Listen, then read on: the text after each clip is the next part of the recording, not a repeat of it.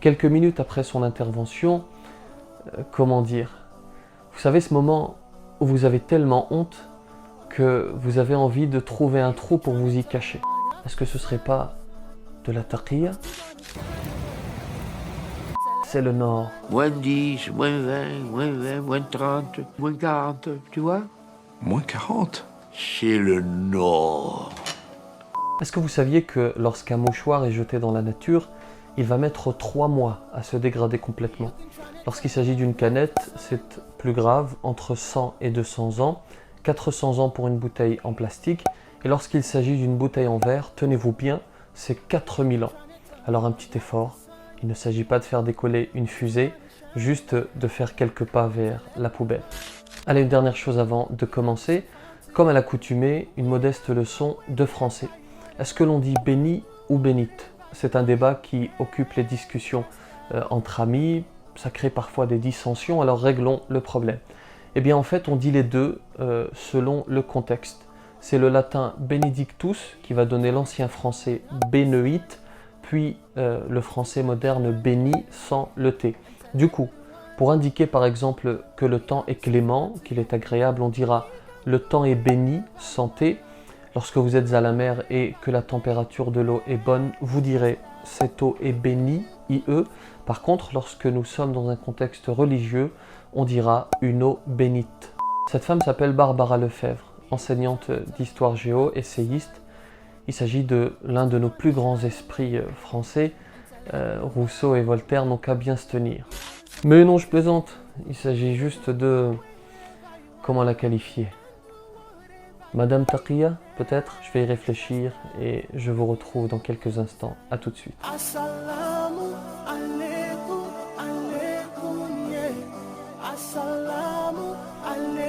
Bismillahirrahmanirrahim. Assalamu alaikum wa rahmatullahi wa barakatuh. Bonjour à toutes et à tous.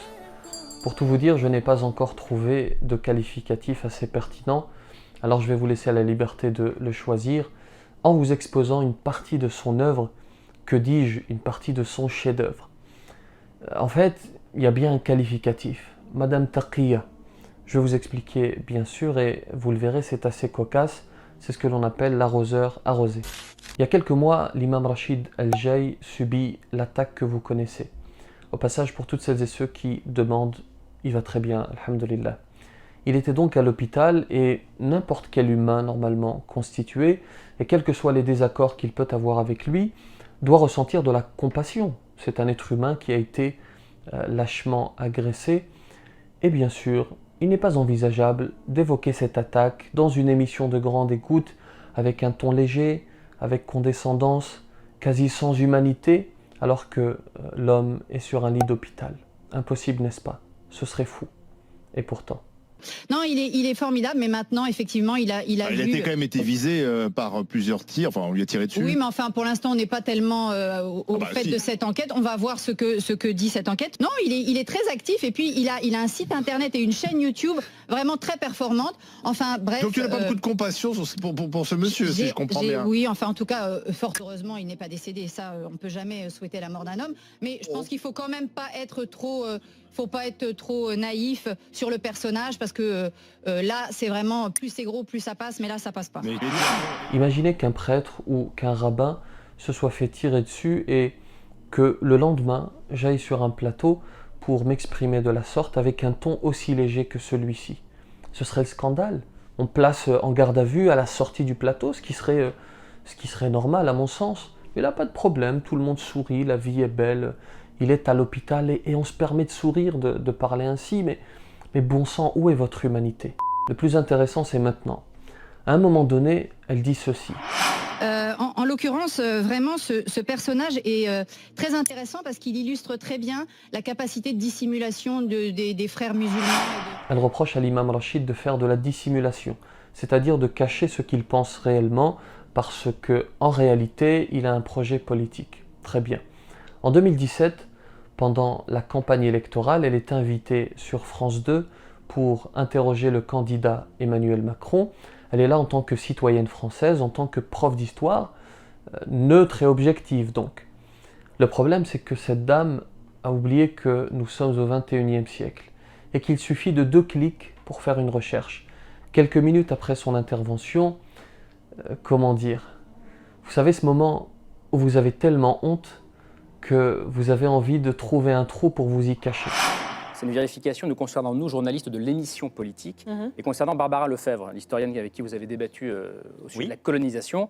Là, je m'adresse à Barbara Lefebvre directement. Quand on a préparé l'émission, vous nous avez dit que vous n'étiez membre d'aucun parti politique, soutien d'aucun candidat, et ce soir, des téléspectateurs nous alertent sur le fait que vous seriez membre du comité de soutien national France Solidaire avec François Fillon. C'est vrai ou c'est pas vrai? Ah, vous êtes vous aussi très bien informé Donc, depuis très haut, vrai. apparemment. Ah non, non, C'est pas vrai. ça c'est, je ne sais pas. C'est les réseaux sociaux qui apparemment turbinent. Très bien. Mais c'est intéressant de voir C'est pour ça qu'on la vous pose façon dont les informations remontent de façon très. Vous n'êtes pas soutien de pour ça- François Fillon. Ah ben, C'est pour pas ça que qu'on je vous pose la question. Non seulement elle est soutien de François Fillon, qui est un adversaire d'Emmanuel Macron, elle n'est donc pas neutre, et en plus elle continue à mentir sur le plateau. Pourquoi vous avez dissimulé votre soutien à François Fillon? Est-ce que ce serait pas de la taqiyya? Et voilà, celle qui nous parle de taqiyya, tous les 4 matins, fait de la taqiyya. Alors comment on fait maintenant? Comment donner un tant soit peu de crédit à votre parole? Comment être sûr que vous ne travaillez pas pour un parti? Est-ce que lorsque vous passez sur un plateau, il faut décompter votre temps de parole d'un parti politique? Alors, pour être précis à propos de cette fameuse taqiyya, elle existe certes, mais pas chez les sunnites, qui sont l'écrasante majorité des musulmans. Elle existe chez les chiites. Quant à nous, nous considérons que le musulman se doit d'être véridique, de ne rien dissimuler et d'assumer ce qu'il pense. Mais comme les gens ne savent pas et ne cherchent pas à se renseigner, alors il est bien confortable d'écouter une Barbara qui en sait encore moins qu'eux. Ah, pardon, c'est ce que je viens de dire, c'est aussi de la taqiyya, vous n'allez pas me croire. Il y a 2 exceptions. Si le musulman se retrouve dans une situation dans laquelle il doit soit renier sa foi, soit être tué, alors dans ce cas, il renie sa foi par la bouche tout en la gardant dans son cœur. La preuve, c'est notamment ce qui est arrivé à un compagnon du prophète sallallahu alayhi wa sallam qui s'appelle Ammar ibn Yasir, et c'est illustré par le verset dans lequel Dieu dit Man kafara billahi min ba'di imanihi illa man ukriha wa qalbuhu mutma'innun bil iman. La deuxième exception, c'est en temps de guerre. Il n'est pas question d'être véridique avec l'ennemi et de lui dévoiler sa stratégie. Dans ce cas, la vérité devient illicite et le mensonge obligatoire, comme le ferait l'armée française. Il n'est pas question pour l'armée française, lorsqu'elle est en guerre, de révéler à l'ennemi sa stratégie. C'est évident pour celui qui est de bonne foi, mais fort heureusement, nous ne sommes pas concernés. Nous vivons en paix dans notre pays, n'est-ce pas? Si l'on veut vivre ensemble, alors un minimum de confiance est nécessaire.